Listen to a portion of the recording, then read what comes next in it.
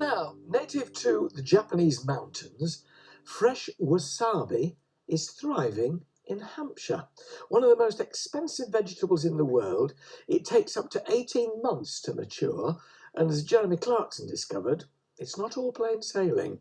But a farm just around the corner from here is growing the root commercially in Britain for the very first time. Hello, I'm Jon Old. I'm here on England's only wasabi farm, and today I'd like to show you how we grow wasabi in rural Hampshire.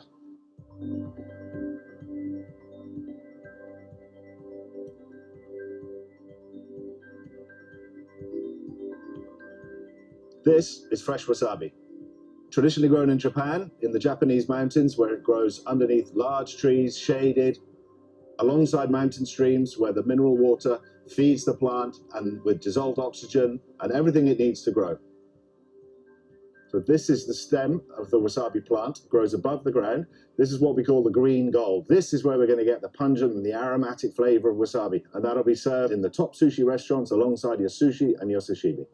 As well as growing wasabi, we grow watercress, and that's where the idea came from for wasabi. A visiting chef saw the watercress growing in flowing water, and he said, the only crop I've seen growing like this was wasabi in Japan.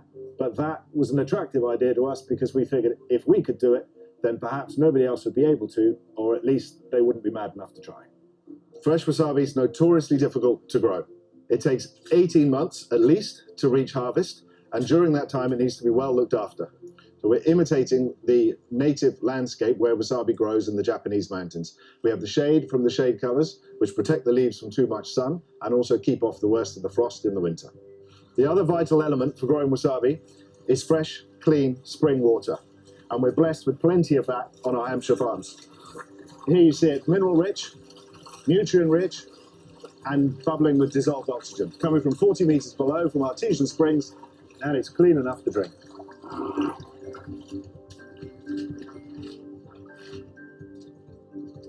Just gather the plant, making sure not to snap any stems. Down in there we're going to see a nice swollen stem. We've got our stem hiding down in there, but you can see there's a lot of this rooty shoot material coming off the side of it. All that's got to be cleaned, and it's a long, skilled process that needs to be done by hand. Give it a really good clean so it's fit for the sushi chef. 18 months since it was planted. The moment of truth. Yeah, it's just a matter of shaving it up, getting out some of these watery stems. We reach for our wasabi grater, and this is going to allow us to grate the wasabi to a fine, fine paste. Breaking down the cell walls releases an enzyme which will react with other compounds inside the cell, and we'll start to get the chemical reaction which releases an aroma and gives us our sweetness, our flavor, and our pungency. That flavor will disappear. It'd be gone in 15 minutes. And that's the reason why fresh wasabi is always grated freshly at the table. When you have your sushi pack or you're in your sushi restaurant, most often you'll be served an imitation wasabi made up of horseradish, mustard, colorings, and additives to give you a fake flavor. So that's fresh wasabi in a nutshell. Now I'd like to send some into the studio for Alan to enjoy. Don't have to have it with sushi, a little roast beef, some smoked salmon, great on a pork pie. I hope you enjoy it. Oh, thank you to John and the team at the Wasabi Company, who very kindly sent me some to try. They recommended I try it with some roast beef, so little dab of wasabi on the top. Wow, it's like very strong, very rich horseradish.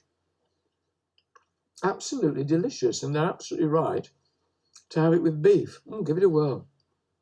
I recommend it. Definitely. Wasabi and roast beef. Still ahead, renowned for their quality, sheer skill, and exceptional attention to detail.